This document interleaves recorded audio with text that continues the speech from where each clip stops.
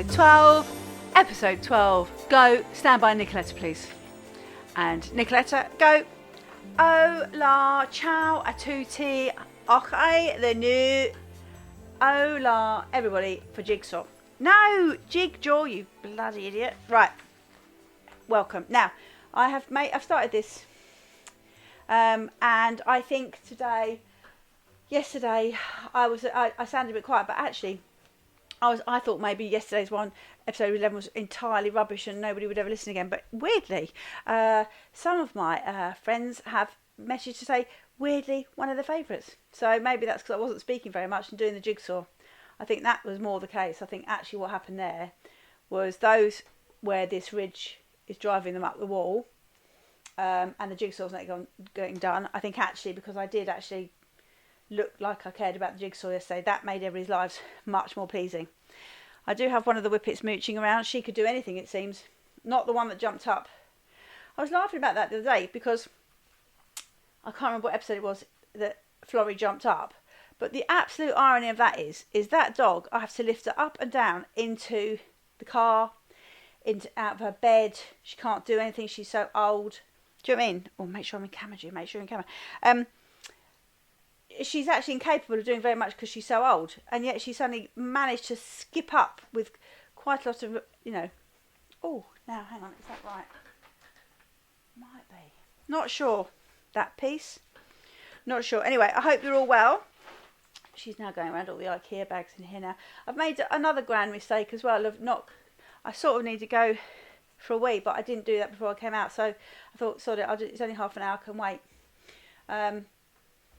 And then that has just reminded me of a story when I did a corporate gig for a large American search engine. And one of the managing directors came over to me and said, can I go for a bio break, please? And I said, oh, hold on. Hello, you all right? Yeah. If you time yourself. I've started it, yeah. I thought, yeah, I've timed myself. Don't you worry. Well, I say that, but I've actually forgotten what time I started. No, I haven't. Yeah, I'm all right. Thank you, darling. Sure. Yeah, I'm good. I'm very good. Thank you, though. If you need anything else, just... I'll give you a shout. You go and chill out. Yeah. Go and feel Bye, better. guys. Go and feel better.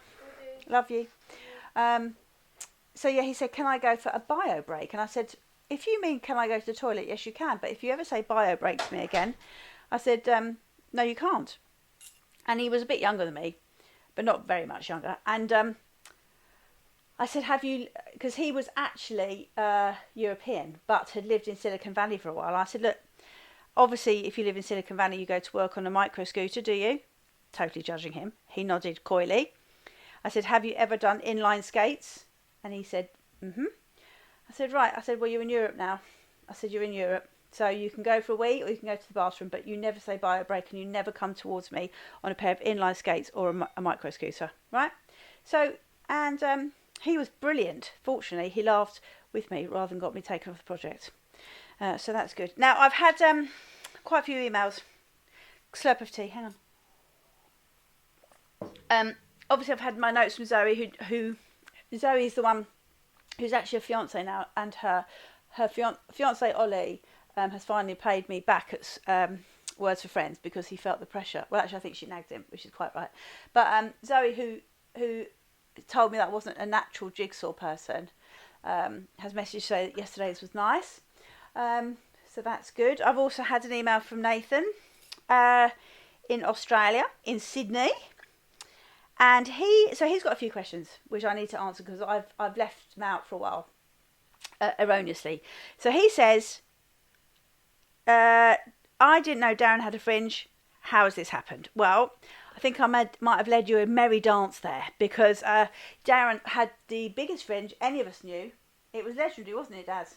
It was famous. And he's had it chopped off. And that was me being ironic, saying that he wrote in to ask that. He doesn't have a fringe. It's gone. And it's much, much better. And it's not a hazard. When he's driving or he's out and about, he can actually see, which is good for everybody. And presumably you can see those magpies that attack you now as you walk down the street. I've just walked the dogs and I saw so many magpies. And not one attacked us. And I said to Matt, I explained about the whole Australia magpies attacking children and people on bicycles. He actually didn't believe me, but I had to be quite emphatic and say, sorry, mate, it's true. And I had to explain that the only reason was that clearly Australians have antagonised that breed, whereas us lot just let go. I'll tell you why. Because everybody over here says, good morning, Mr. Magpie. They're they're courteous. They're courteous to the magpie. Anyway, my brother-in-law, he has to do a lot of hello, Mr. Magpie and all of that. Otherwise, the world falls apart.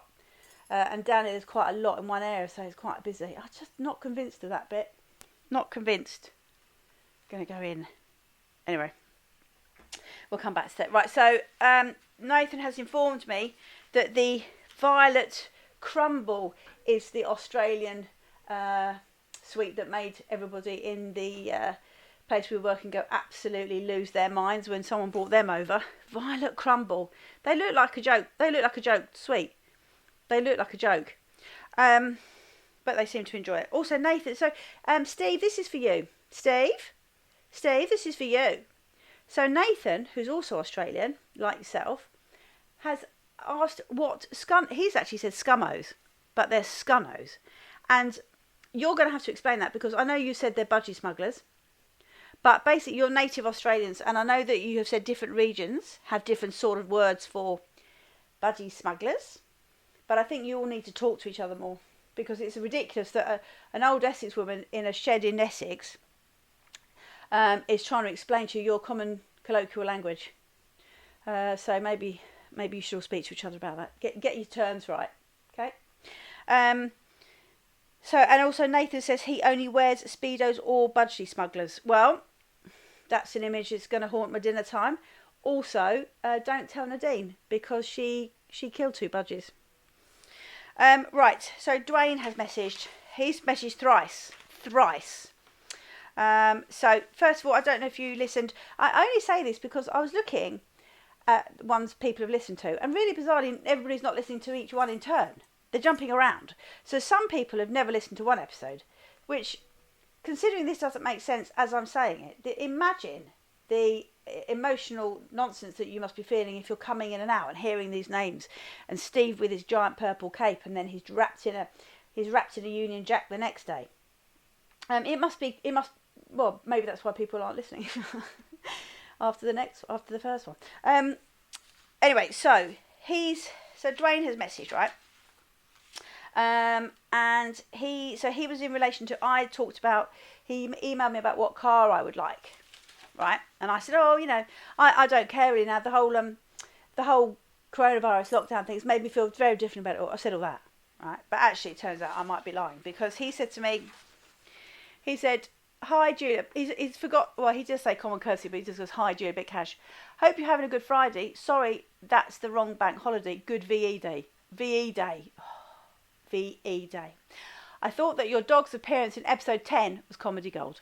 My sister has a Maserati Gran Turismo, which is a coupe version of the Maserati Quattroporte. I may give you a ride one day if you fancy it. Have a good evening. Right, now this is the car. So what's happened is I've looked at that and I thought I'd like one of those, and I've decided that actually, as I'm married for love not money, Dwayne, you can pick me up and take Matt's fine with it. The minute this is happening, minute lockdown finishes, you can come pick me up. We can go down the seafront in that, and we can pretend it's ours, which I think you do anyway. But that's completely fine. And Matt's not got a single. In fact, he'll be grateful that I'm talking to somebody else, which is why he has no problem with me coming into the shed and chatting to you lot for half an hour anyway. Right, so I've changed my mind. I have become very materialistic, and I'd like that car your sister's got. And when she gets bored of it, I'll have it. Right, next one. Where's his next question? I'll just put that away. Oh no. Okay. Thank you, dearest darling Julia. A bit nice this one. He was obviously a bit tipsy on his. He drinks. He drinks. Thank you for answering my previous inquiries. I have a couple of questions. Now, while you've said that, Dwayne, I've seen a little bit of this apple tree. It's got to be along here somewhere. Right. So this is quite a long email to read and do Jigsaw. So bear with. It has not gone unnoticed that your children are doing a stupendous job. Predator affords you production values that you do not really deserve. Right. Bethany seems to be more able to find the relevant jigsaw pieces in 2 minutes than you can manage to find in half an hour. Even your dog took it upon herself to add creative direction with some comedy gold in episode 10. He can't let it go. He's obsessed with that one. I think that your broadcasts are an abomination. Okay. Right. I see. The whole thing is a shambles. I mean, he has got a point, and I'm sure lots of you are nodding, as I can't even do that bit. The entire event is akin to repeatedly watching a slow-motion car crash with no ability or desire to prevent it from happening. Right, and so all of those people over the years that we've worked with Dwayne, right, think he's a nice bloke. Well, here it is in black and white, right? I've had absolute root cause to be evil to him. I appreciate and fully acknowledge that I have watched every single one of your episodes and contribute wherever possible. In fact, I can't stop watching. I think I may be addicted. I feel like one half of Statler and Waldorf from The Muppet Show. Is this normal? Do I have a problem? Well, yes. But we've known those for ages. And your serial girlfriends that you're wooing online, at the moment, because you have to do it all online, as you sit there in just a bow tie drinking Jack Daniels, I mean, they would all presumably agree. But I think that you have actually, ironically, trolled me. You've actually emailed me and trolled me. And when I speak to you, it's the same. It's the same level. But I have got Ofcom don't care, do they? Let's carry on with this. I have had the absolute pleasure of dancing with you on many occasions at rap parties around the world. You dance like a hoe. That is American urban slang for whore. Your technique of bump and grind is exquisite and seemingly well practiced. If you were to appear on the BBC show Strictly Come Dancing, who, dead or alive, would you choose to partner? I am taking the liberty of asking this question on behalf of Beak because I believe that Strictly is her favourite programme. Right, okay. So this is for Beak. Although I will obviously revisit your email, Dwayne, because at the end of that tirade of abuse, there was a genuine question. Will Ferrell, even thinking about Will Ferrell gives me utter joy. And so it would be Will Ferrell. And although apparently Brendan, who used to be on it, is it Brendan Cole? I'd like to partner him because apparently he was absolutely horrible to everybody. Like really monstrous and horrible. So I'd like to have him because I'd like to somehow get comeuppance for all those poor people that had a terrible time with him. But that would be a bit of a trial. But yes, it would have to be Will Ferrell.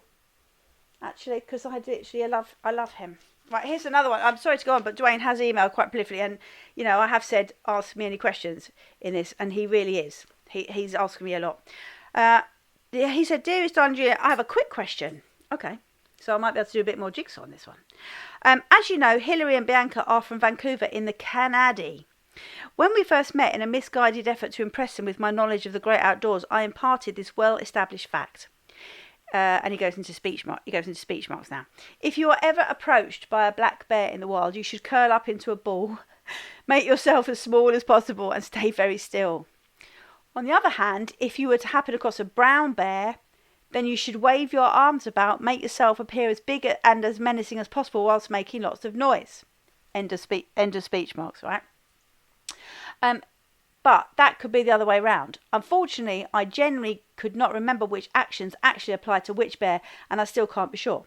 The one thing that I do know that is displaying the wrong behaviour to the wrong bear could be fatal. I think that the girls really appreciated my input. What is the most useless piece of advice you've ever received or have given? Well, I think the girls around the world always appreciate your input, from what I've gathered and what I've heard on the grapevine. What's the most useless? Well, I think that. What other pieces of useless information it's like when someone's being really bullying, it's just to ignore it. No, don't ignore it. Tell somebody. Oh, I sound like Grange Hill. Just say no. I'll come back to you with that. I'll have to have a think about that because also the idea of you suddenly going into a ball for the brown bear or the black bear, and it being a different sort of bear, and then realising it too late. That's too excellent. That's going to make me chuckle. That's going to make me laugh tonight. Oh, I remembered why I started to mention Zoe. Yesterday, I put on a pair of purple gloves because they really made me laugh. And she couldn't watch it because it made her feel ill. Those gloves with my jewellery over.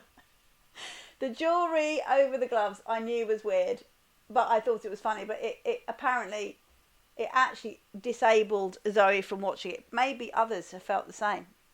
Oh, good news. Claire's emailed. And she's making everybody in her family for the rest of lockdown be dressed as pearly kings and queens. She's made all the costumes herself. Her mum is a pearly queen, and she has, or the splinter group of it anyway, and she has bequeathed it. And no one in that house. I tell you what, Claire's got a very long fuse, right? But with dressing up, you don't mess. So they are all now in Beckenham. If you go around Beckenham for any reason,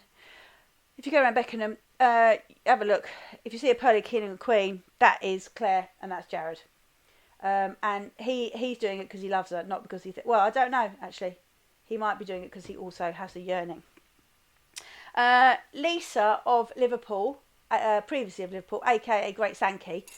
Hang on, I'm going to have a slurp of tea. Dwayne's messages have totally dehydrated me. Yeah, so she's Liverpool. Little accent for you there. It just comes out. Has emailed. Now, we went up to visit these lovely people, right? And I've never been to Warrington, but I have never, ever seen so many drive-thrus of anything in my life. They even had a drive-through dry cleaners. They had drive-through Costas, obviously, and all that sort of stuff. The first ones I'd ever seen. But they had drive-through dry cleaners. Now, can you imagine? Everything was just like oversized. Everything was a drive-through. So, unless you're just not meant to get out around there, I don't know. But that's true. You can Google that. I'm literally not making that up for comedic effect. Where does that go? I've seen that bit. That is somewhere. Oh, where's that? Exactly. Oh, update about Boris Johnson there. Oh, that is annoying. I've seen that. Oh, it's down here? No. I'm going to show you the box again. Because apparently people like to see the box, see where we're going. I can't wait for lockdown to happen and I can have guests in here. That's going to be excellent. So you just have to message me if you'd like to be a guest, obviously. Because that'd be funny. Right. I've totally forgotten why I mentioned Lisa, but I'll come back to it. Okay, Gareth from East London has emailed. He has said, "Dearest Aunt Julia, all that stuff. What am I going to do with my 6,754,000 air miles that I have from BA?" Well, first of all, I've had a flick through the brochure because I got this the other day, this email. Basically, I think you can buy a leather wallet. Because of all your flying, I think you can get a leather wallet. You might be able to get a bit of embossing. I think that's it, babes. And yeah, because all your flying, imagine. So yeah, I think put in for that. I was looking around. Otherwise, it's a pair of those headphones. You know, the sort of cheap, nasty-looking headphones. You've got much cooler ones than that. Darren, who is the Australian who worried about St Amy in Leigh-on-Sea, also used to have a fringe. He's emailed to say that one of his friends caught chlamydia from a koala, so I shouldn't laugh. Well, I think I should. And that was from Steve telling me about the koalas that have chlamydia. He tells me a lot about wildlife down there, and it's never really made me want to get on a flight for 24 hours and turn up there and find out about it. I'm quite happy to just sort of sit back and hear about it from you. Do you know what I mean? I think that's the only reason why most Australians live with us, because of the koalas that are riddled with venereal diseases and deadly spiders and men in vests. What's the next thing? Oh, an email from Mark, Irish double stamping fertility dance. This is in relation to someone who emailed in saying, I think I might have had Mark's baby because he did the fertility dance in a club in 1987 in Dublin. And Mark has said he was there, and we're gonna have to sort that out. I can't remember if I mentioned that yesterday, But we'll have a look into that, because that'd be quite nice if we could reunite people via Jigsaw, wouldn't it? Be quite nice. Oh, is that bit there? Or is that the bit that keeps... No. I mean, I know it's hard to imagine that I can't crack on with this jigsaw quicker, but I am much better. I mean, I have to convince Zoe probably a long way, but I am much better at jigsaws than this usually. It's purely by me trying to, by dint of trying to do everything at the same time, not very successfully. I don't have Bethy with me because she wasn't, although she popped in, she wasn't feeling very well. So I didn't like to abuse her to try and get her to do the wood pigeon and stuff. But I'll do that again tomorrow. And the call of the Lotto went down very well. Right. Kieran. So quite a few people have messaged me and really pleased because they now understand why when they get home from events they have Beck2 leaflets throughout their luggage. And I have answered a mystery of many years. So I'm glad to be able to help there. So yes, it was Kieran, and he's printing more at the moment. He's printing many more, and he's still tutting. He's still tutting at this entire process. Apparently, it's been heard. Pam has got a boat in West London, and even Pam heard the tutting of the Kieran from her boat because it was so quiet. It's got a bit quiet from my accountant, Scott. I was realising this the other night. I thought, do you know what? He's not messaged me with abuse. So either he's not listening or he's just got so busy. But he's not listening, I think. I'll have to prod him. He'll be cross because obviously I'm not making any money out of this. I don't think Scott understands anything I do really, why I don't really make money at the end of the year. And I remember when I got looked at for tax when we did an event many years ago. The tax inspectors looked at me, and at the end of it, they were laughing because I handed all my, fortunately I had everything, and I handed all my stuff in. And she said, "Do you know that you don't really make any money?" I went, "Yes, I do. Yes, I do because I enjoy my life, and I take time off and too much time off probably, and enjoy everything around me and have So it was nice that the people who were inspecting me actually were also just laughing at me and my entire ability to build an empire of anything. Paul, old plumber, he's not old, he just used to be our plumber and then he got a grown-up job where he wasn't allowed to do private work anymore. He's listening apparently, and he's got loads of opinions like Matt. He agrees that I should have done a smaller jigsaw. Where's the fun in that, Paul, I say to you.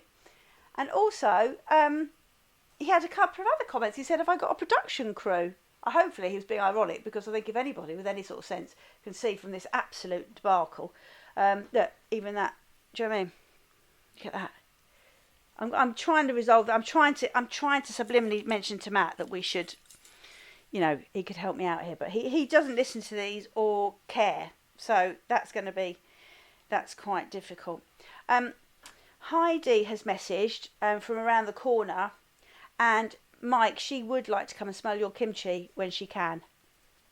I have to tell you, that's the only offer I've had of that.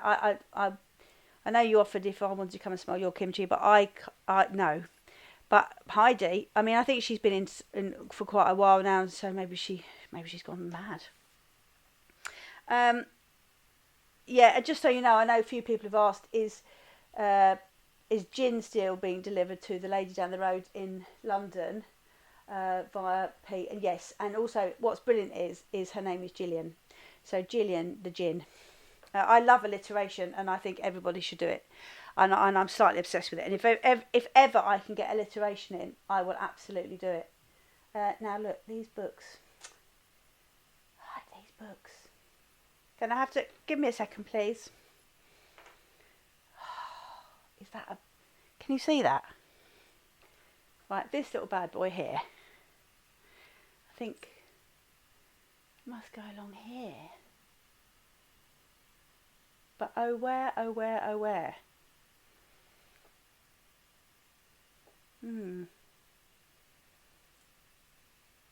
Or is it? Or is it a plant? What is this puzzle about? No. Oh, I've got my old wood pigeon going in the background there. If I shut up for 5 minutes, you'd actually see it, hear it. I'm just checking any other notes. Kimchi. Oh yes, there's a guy called Phil who lives in New York, and he's British, but he lives in the Americas, and he's got a couple of houses, one in New York, one in Maine. He's got others, I think. He's got like a portfolio, you know, that sort of thing. And he now has a beard so mighty that he gets mistaken for the Duke of Kent. Is that the one? Is it the Duchess? Who does the tennis? It's him. Anyway, he's messaged to say that have I got, because I've been inside, basically, do I like circus acts yet? No, I don't. And he and his friend Alex, who lives in Brighton, are the purveyors of most circus skills I've ever worked with. And if I see one more flaming poi, or somebody on a penny farthing, or a silk, or, do you mean any of that? And I mean, I know that Cirque is a hugely wealthy, famous, you know, brilliant act, basically, or, you know, business. But I cannot stand I nearly said ventriloquists, but I meant contortionists. Contortionists make me feel they actually generally shut me up. I don't like watching it. I think it's creepy. It's probably jealousy as well, because I can't even, I've got to have some tea. Honestly, even thinking about contortionists has made my palate go. Yeah, no. So, I don't know, I feel a bit funny about those things. But no, Flaming Poi, I blame Phil and Alex for taking that all around the world and making it really big. I mean, obviously everybody's really nice, but they always smell a bit of paraffin. And also have a little bit of a sheen of, like, I don't know, they always look a bit flammable. Everyone I work with, just slight haze of it. But it is total jealousy, because I have never, things I've always wanted to do, basically play the piano, can't do that, rubbish. And secondly, climb up a rope, because I was always at school the one at the knobby end. You know, there was a waxy, in your school gymnasium, there were those school ropes. And I was always at the bottom of those ropes with a waxy knobby end.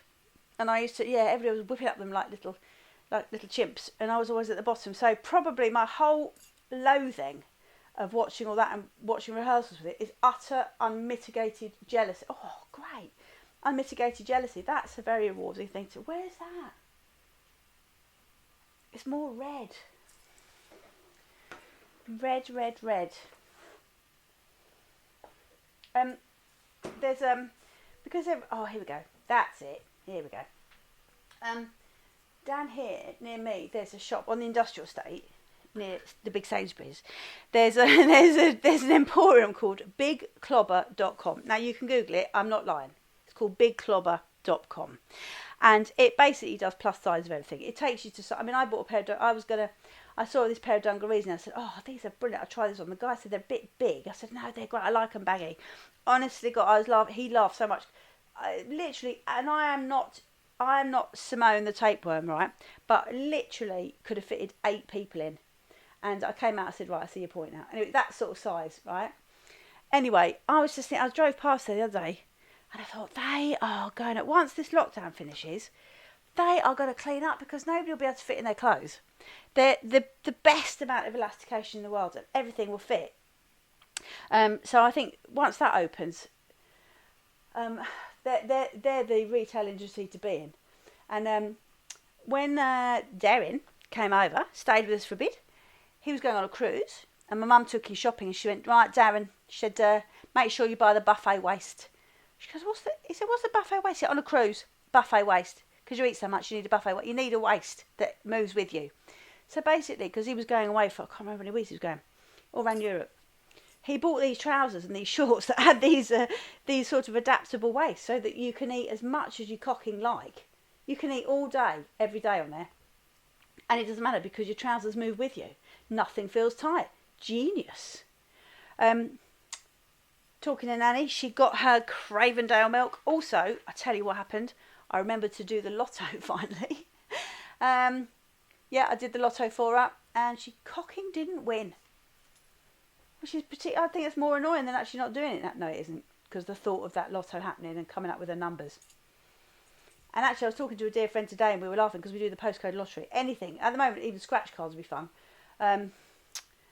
We were saying that actually can't not come off the postcode lottery now, because if literally your numbers come up, like if your postcode comes up and you cancelled your direct debit, and then you open the window and there's all those people in bright red jackets giving novelty huge checks to all your neighbours, that would be it, wouldn't it? You'd absolutely be that would be the end if you literally had switched your direct debit off. So one thing that's going to happen is I'm keeping that one going. Well, I think you'll be pleased to know that I think I've come to the end of my time, because I've timed it like an adult today, and I haven't done very well, and I think this will be most irritating for Zoe, because I think Zoe enjoys the jigsaw part of it. Anyway, I hope I've encouraged you to do jigsaws, because I do generally love them, even though this one is a bit this one, that goes up there, doesn't it? I'm going to try and finish with a bit going over here. Can you hear the wind out there? Yes! Pleased. Right, I'm going to love you and leave you. And hopefully on the next one, oh sorry, wobbled it there. Hopefully in the next one, the boys will help me lift this up, and I'll clear this debris and we can try and get this all done.